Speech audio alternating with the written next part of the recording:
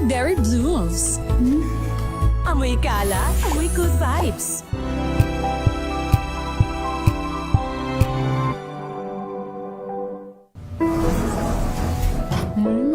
Amoy forever. Amoy LQ. Amoy New Caleb Berry Blues. Amoy kalat, amoy good vibes.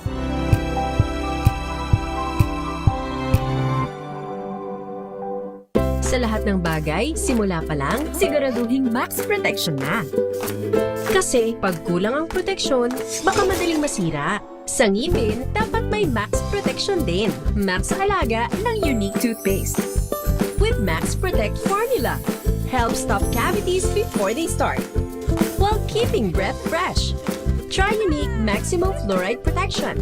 Para Max Alaga, Max Protektado.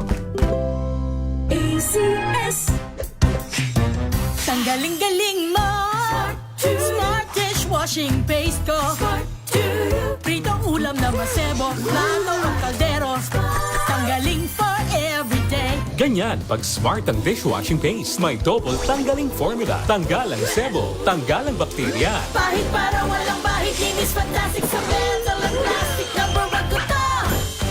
Tanggaling-galing mo. Smart dishwashing paste. ACS. Oh, so good! Komeo so tanghon! So bagay sa bawat selebrasyon! So easy, so dami! Komeo so tanghon! Komea Sotanghon. So good. Sotanghon. Lunas Extension. Magandang gabi Pilipinas, Metro and Mega Manila. 30 minutes na discussion tungkol sa ating kalusugan. Tutok na po dito sa programang Lunas Extension sa DZRH at RHTV. Makakasama po ang inyong lingkod, Elanie Bensal, and of course, this evening, mapalad po tayo at pinaunlakan ang ating imbitasyon ng isang rheumatologist, active rheumatology consultant sa St. Luke's Medical Center. I-welcome po natin none other than Dr. Evan Vista. Good evening, Doc. Hi, good evening, Eli, at sa lahat ng nakikinig at nanonood. Yes, tayo nga po ngayon, Doc, ay napapakinggan at nasusubaybayan sa tatlong cable channels, Sky Cable 129, Cable Link Channel 3, at Signal Channel 18. Pag-uusapan po natin ngayon, Doc, gout. Ano nga po bang pinagkaiba ng gout sa arthritis? So, ang gout ay isang klase ng arthritis. So, pag sinabi mong arthritis, ang Tagalog equivalent niya ay rheuma. Pero Opo. maraming klase ng rheuma, isa lang doon ang arthritis. So, sa ilalim pa nun, iba-ibang klase, osteoarthritis, gouty arthritis, rheumatoid arthritis. So, gout ay isang type ng arthritis. Okay. Pero bakit nagkakaroon ng ganito, Doc? Paano So, siya nade-develop? Nangyayari, Eli, sa gout is yung uric acid crystals natin, nabubuo siya sa joints.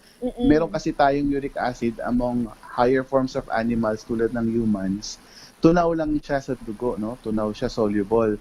Pero at a certain saturation or threshold, nagiging solid ito, nagiging parang mga karayom na crystals. At kapag nagkaroon ka ng gout, naglalodge siya dyan sa joints, nabubuo, namamaga, at napakasakit kasi nga mayroong inflammatory reaction. Opo. Nakikita ko sa mga picture, kapag ni-research mo, yung parang nade-deform siya o talaga nagkakaroon ng umbok, no? Tama, ang tawag naman doon ay tophi. So ang tophi ay nabubuo kapag hindi na control ang level ng uric acid ng isang gout patient. Nag-accumulate siya through time, tapos nagiging siyang parang bukol na maputi na parang chalk white pagka malambot-lambot pa. Ito, Doc, ay dahil sa mga kinakain natin, yung mga sausawan, ganun ba yun? Sa mga datos kasi, Eli, hindi siya 100% dahil lang sa diet. No? Meron genetic risk at saka yung problema sa pag-excrete ng uric acid sa kidneys. Pero at least a quarter or at least 23% to 25% dulot din ng diet. So, yung mga diet na high in purine at saka fructose, yun yung mga nag-contribute sa levels ng uric acid sa dugo. So, ano-ano yung mga dapat nating iwasan, Doc, kapag may gout yung isang tao? So, dun sa mga recommendations ng iba't ibang guidelines tulad ng American College of Rheumatology, ang talagang kailangan natin iwasan ay yung mga red meat at processed food, no? Yung mga lamang loob. At the same time, yung mga soft drinks at saka yung mga simple processed sugar, pati na rin yung mga shellfishes. Yung mga gulay, munggo, mga beans, hindi naman siya bawal, no? So, basically, para mas simple, mas maraming contribution ng animal protein kaysa sa vegetable protein. So, pwede naman kumain ng vegetable protein. So, hindi totoo, Doc, na nagde-trigger yung Yes. munggo? Oo, kasi hindi, katulad na sinabi ko, 25% lang ang contribution ng diet, no? Oo. It's really the risk ng patient to develop gout, pati na rin yung pag-excrete niya ng uric acid. Yung alcohol, malaking contributor din yan ng uric acid. Okay. Doc, tama ba na kahit yung mga gamot, iniinom na medicine para sa hypertension or di naman kaya sa diabetes ay contributing factor para mag-develop or mag-trigger yung gout? Totoo po yan, no? Maraming drugs na ini-implicate para tumaas ang uric acid levels. So, isa na dito yung mga thiazide diuretic. Ginagamit ito sa mga patients na may hypertension. So, nag-i-increase yung pag-reabsorb ng uric acid. Ang action kasi nito ay sa kidney, no? Nira-absorb niya yung uric acid.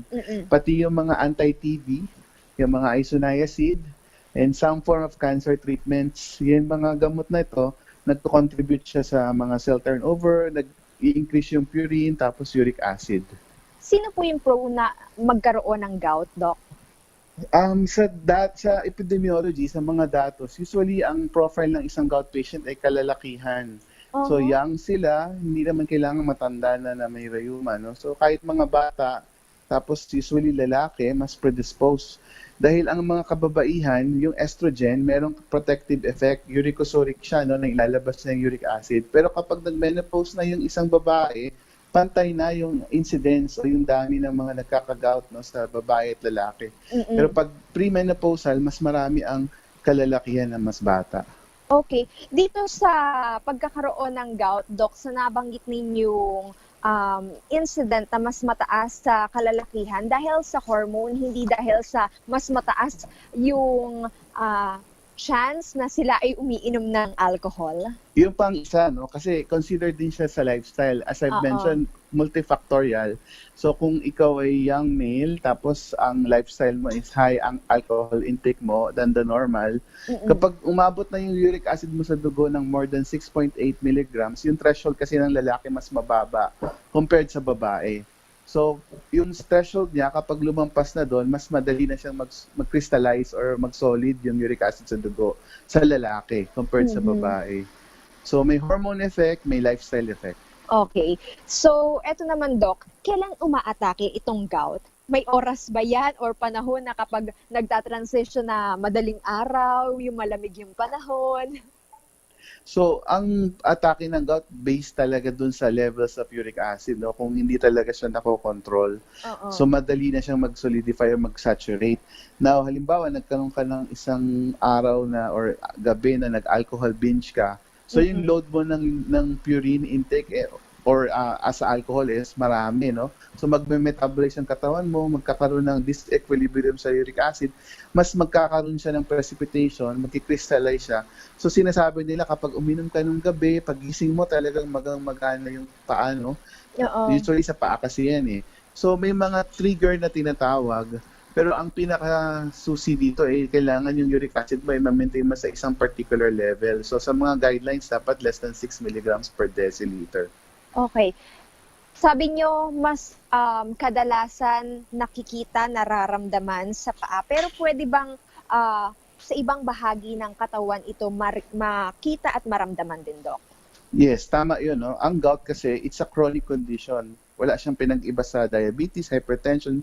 So kapag na-label ka ng gout, binomonitor na natin ng uric acid. Kapag sa umpisa, sa paa lang siya, ang tawag doon ay podagra. Pero pag hindi na control yung uric acid, pwede rin siya mag-deposit sa ibang joints, even sa tenga, sa elbow, tama. So sa elbow, hindi lang sa joints, no, kahit sa mga cartilaginous area. Now, pagka matagal na yung gout mo, long-standing, pwede ka na mag-manifest sa wrist, sa elbow, lahat ng parte ng joints. So paakyat yung flow niya, Doc? Tama po. So, una, sa paa lang ng predisposition, pero pag masyado na maraming uric acid deposits, any joint could be affected. Paano kanina, Doc, nabanggit ninyo sa tenga, posibleng magkaroon din ng gout? maaaring apektuhan yung pandinig?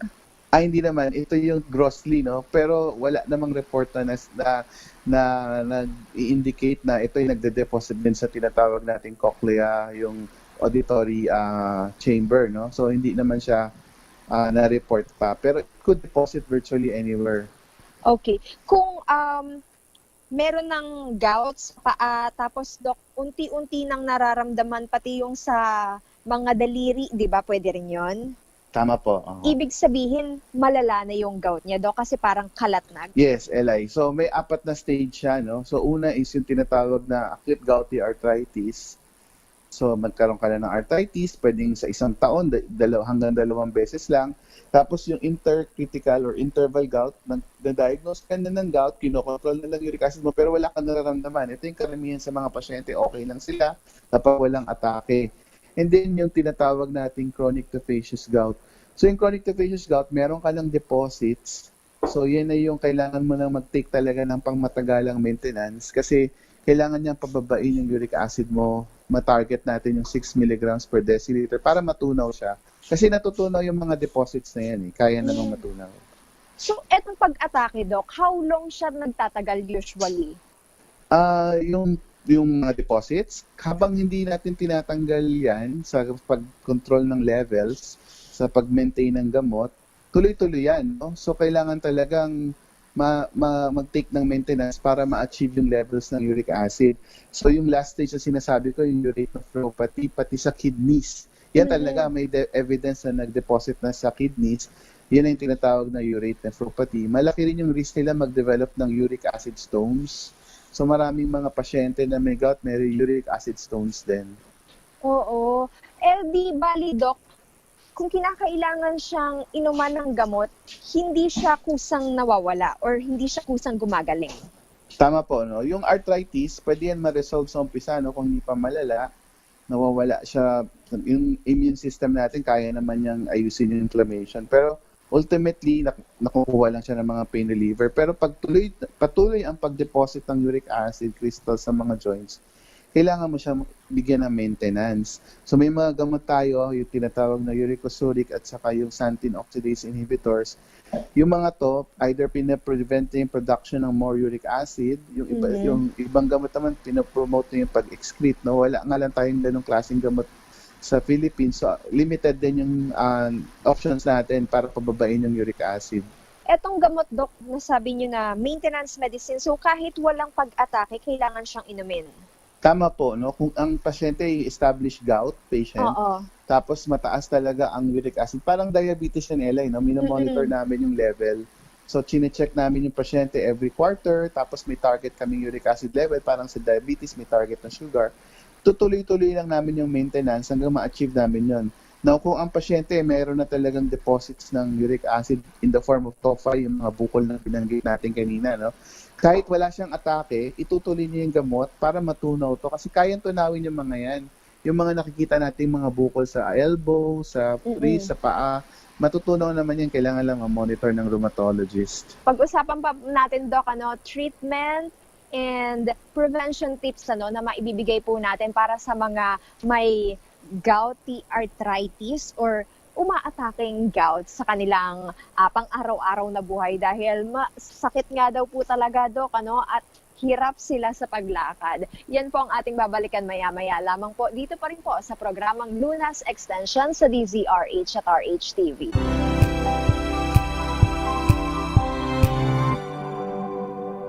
May nagbago, may arte, may budget. Akala nyo lang yon. So solid! White Rose Papaya, wow! White Rose! White Rose Papaya, wow! White Rose! White Rose Papaya! May glow up with a White Rose Papaya! White Rose Papaya! May puti power times 2 kasi may papaya at niacinamide. May shea butter and tea tree oil pa. Kutis sulit ang glow up! May glow up with a White Rose Papaya!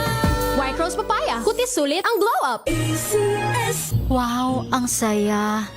Isang barangay na labada, puro mancha pa. Goodbye, pahinga. Mommy, isang laba lang yan sa Pride Bar Blue. May powerful stain-away enzymes na malupit sa dumit mancha. At di masakit sa kamay. Isang laba lang Hello, pahinga! Hello, Pride Baguio! ACS! Unboxing MX3 Tea. This is a unique combination of mangosteen and pandan. Each box has 20 tea bags that can be steeped to 1 glass or up to 1 liter of water. Enjoy it hot or cold. Shop at Lazada, Shopee, and in leading drugstores nationwide.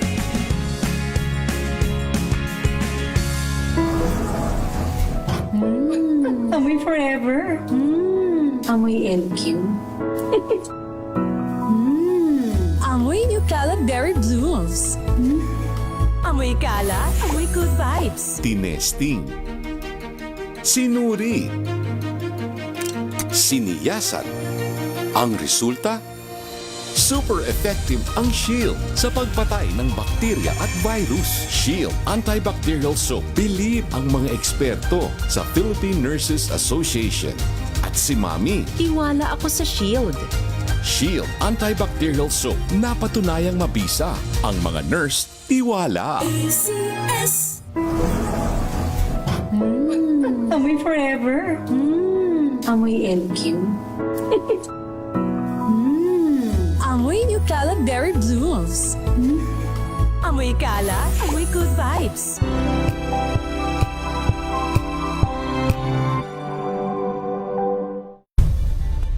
Nagsimula sa pangarap hanggang sa maabot ang tagumpay. Iba't ibang kwento, iba't ibang mukha ng atletang Pilipino. Mas pinatindi, mas pinalakas, at mas pinaaksyon sa Match Point tuwing Sabado, 12:30 ng tanghali sa DZRH TV.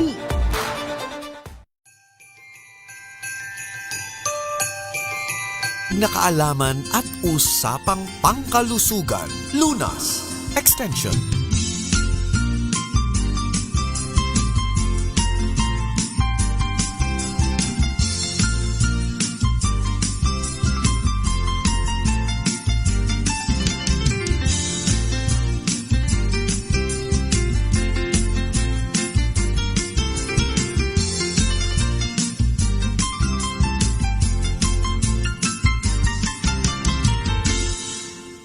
Second part po ng ating discussion dito pa rin po sa programang Lunas Extension sa DZRH at RHTV. Ang programang ito ay hatid pa rin po sa atin ng Shield Bath Soap. Sa pagpapatuloy ng ating discussion, usapang gout pa nga rin po ang ating patuloy na pagtutuunan ng pansin at kasama pa rin po natin sa kabilang linya si Dr. Evan Vista. At Doc, balikan muna natin yung mga signs and symptoms. Ito ba ay may iba pang manifestation maliban po sa parang pagkakaroon ng bukol or di naman kaya pag-deform ng ating mga joints sa paa, sa daliri? Yes, so katulad ng sinabi ko kanina, Ellen, no, it's a metabolic condition. So the uric acid pwede rin mag-deposit sa ibang organs tulad ng kidneys. So doon mismo sa tissues ng kidney, yung glomerulus, renal parenchyma, kapag nag-deposit sila, nagkakaroon ng urate nephropathy. Tapos minsan, yung uric acid mismo po doon sa daluyan ng ihi, sa genitourinary tract, no, nagkakaroon ng crystals mismo doon, nagbabara, nagkakos ng uric acid stones. So usually, mga kalalakihan to, pag naramdaman, may gout sila, tapos sumakit na yung pag-ihi nila or naramdaman nila na parang hindi lumalabas yung ihi nila ng buo or lahat, pwede rin meron na silang tinatawag na uric acid nephrolithiasis. May mga swollen, pamula, ganun do? Sintomas usually, no? So, painful urination, tapos minsan may dugo na yung ihi, tapos ultrasound, may uric acid stones, tapos pag kinuha yung stones or na discharge, no? Pag in-analyze uric acid ang component, mga sodium urate crystals. Madadaan ba yan, Dok, sa pag-inom lang ng mga tubig o di naman kaya yung mga pinakuluang sambong, dahon ng sabong, dahon ng bayabas? May mga maliliit na stones na pwede namang mailabas, no, on its own, hydration lang, tapos some binders, yung mga iniinom na tableta. Pero kapag talagang masyadong malaki, kailangan talaga either i-shockwave or nare-refer sila sa urologist to perform specific procedures para matanggal yung stones. Iba pang treatment, may option ba? Aside from sa mga shockwave na yan? For the stones, depende, no? Minsan kasi nagkaka-complication kapag matagal na nagbara, yung ihi na iiwan, nagkakaroon ng infection. So, nagkakaroon ng pyelonephritis. So, depende talaga sa stage, no? So, kung ang gout patient na monitor natin, ang pinakasusi talaga dito is to control the levels on a target level. And this is usually 6 milligrams per deciliter. Maiiwasan natin yung mga komplikasyon. So, monitor them at least quarterly. So, parang the way you do with other chronic conditions, hypertension, diabetes, meron din yung gout. Eto ba, Doc, mas mataas yung probability na magkaroon ka ng gout dahil sa genes mo or sa lifestyle? Yung genes, marami na kasing datos dyan. Sinasabi nila na yung mga pasyenteng predisposed mag-develop ng gout, meron silang effect doon sa kidney area. So yung doon sa tinatawag na proximal tubule, yung mga URAT transporters, yung tawag doon, no? May defect sila kaya hindi nila ma-excrete yung uric acid. Now, pag kinopol mo yun sa environment like lifestyle, mas nagiging high risk sila at predisposed. So, may genetic factor pero hindi entirely exclusive na kung wala kang magulang na may gout, hindi ka magkakaroon ng gout. Hindi siya ganon, no? So, predisposition pero hindi siya yung talagang namamana. If left untreated, what will happen, Doc, sa ating gout? So, number one, no, kapag hindi talaga na-control yung attack, yung gout mismo, yung atake mo sa umpisa, ang tagal ng pagitan sa isang taon, mga 3 times or 2 times a year. Pero pag tumagal, halos every week or every month, may mga pasyenteng gano'n, no, nagiging invalido na sila, immobile, tapos nagiging wheelchair-borne, hindi na sila makatrabaho, non-productive. Lalo na kung may na silang TOFA, yung tinatawag na bukol, talagang hindi sila makakontribute sa society. They're not productive. Tapos kapag talagang hindi siya na-control, ultimately nga yung kidney ay maapektuhan. At eventually, maaaring magkaroon ng dialysis session na. Tama po, no? So pagka nasira na yung kidney parenchyma, yan yung tinatawag na chronic kidney disease, meron na yung kasamang consequence like possibly end-stage renal disease, dialysis, lalo na kung yung pasyente take ng mga pain reliever, nakakadagdag yan. No? Kung puro pain reliever ka lang, symptomatic treatment ka for the longest time dahil matagal nga itong condition na ito, panghabang buhay, may mga side effects din yung mga pain reliever sa kidney. So, nagpapatong-patong na lahat. So, kailangan talaga ma-monitor ang pasyenteng may gout. So, kahit na sabihin nating sa paa lang yan, malayo sa bituka, malayo sa puso, kailangan nating bigyan ng pansin, Doc. Tama po, Eli. No? Kasi yung gout, siya, metabolic condition. So, multi-organ din yung pwede niyang maging effect pagtagal. So, hindi lang siya arthritis. Marami kasing klase ng arthritis, kaya nga, ang importante, makita kung gout ba itong pasyente or ibang klase or soft tissue rheumatism lang, tendinitis, litid, iba-iba eh. So, iba-iba rin yung gamot. Oo. Doc, may question po dito. Sabi ni Jason, if nagkaroon ng pamamaga, pain, at kirot dito po sa gout niya sa paa, pwede daw po bang idaan yan sa hot compress? Mali, no? So, sa mga guidelines, kapag gout ang isang klase ng arthritis, ang recommendation ay cold compress. We want to lessen the inflammation kasi pag warm compress, it's warm, no? Opo. So, we want to lessen the inflammation. Pag cold, babawasan mo yung blood flow. So, mababawasan yung pagpapunta ng mga inflammatory cells kasi malamig siya, no? Less ang blood flow, ang circulation. So, cold compress dapat. Cold compress. For how many minutes, Doc? Ideally, variable yan, no? Pero usually what I recommend sa mga pasyente ko, mga 15 minutes, they can do it 3 to 4 times a day. Oo. At hindi talaga siya dapat, Doc, ilakad. Kunwari, nasa office ka, kailangan mag-work, di ba? Kasi no work, no pay. Yes. So, kung may gout attack ka, ideally, immobile ka muna, lalo na kung sa paa, kasi any form of pressure would cause more inflammation, no, or irritation. So, try to still move around, pero don't pressure your joints kasi any pressure is detrimental. Pag sa paa pa lang, Doc, yung gout nila, meron bang recommended type of shoes na kinakailangan nilang isuot para hindi po mag-trigger or kahit papano hindi siya masaktan? Ideally, when we see patients na may podagra yung sa paa or any attack sa paa, usually nakachinela sila, they would come in. No? So we would advise na avoid close-fitting shoes pagka ganyan. So understandable naman na kahit sa work, no, hindi ka po na makapagsapatos. Anything na magkakonstrict sa blood flow, circulation, we would want to prevent that. Another prevention tips, Doc, para maiwasan natin yung pag-atake at yung pag-develop ng gout. So, kailangan lang talagang ma-establish na ang isang pasyente ay may gout. So, pwedeng normal lang uric acid niya during the time na kinuhang test na may attack siya. Dahil yung uric acid maaring maraming nandun sa joint, no? So, usually ang mini-measure sa dugo ay yung tunaw ng uric acid. So, hindi siya reliable na the test during an attack. So, if you have this pattern, may criteria kami sinusunod para ma-define talaga na may gout. Or kung makakuha kami ng fluid, yung fluid na yun, ini-examine namin yan sa microscope, sa isang special microscope polarizing. Makikita namin yung crystals. So, kapag na-clinch na yung diagnosis, kailangan talagang ma-monitor na ang pasyente kasi hindi na mawala yung gout. No? Ipe-prevent lang natin maging madalas yung attack. At kapag on-target naman tayo sa ating uric acid levels, sa mga guidelines, may recommendation naman on tapering the dose. May mga recommendation naman na itutuloy talaga yung gamot for life, no? So, depende na yan sa monitoring ng pasyente. Parang kailangan lang, parang diabetes, no? Kailangan lang may test every so often. Tapos, ma-monitor lang siya. Para nga po ma-monitor yung kanilang gout, ano? At maiwasan yung pag-atake. Doc, saan po kayong clinic matatagpuan, yung contact number ninyo?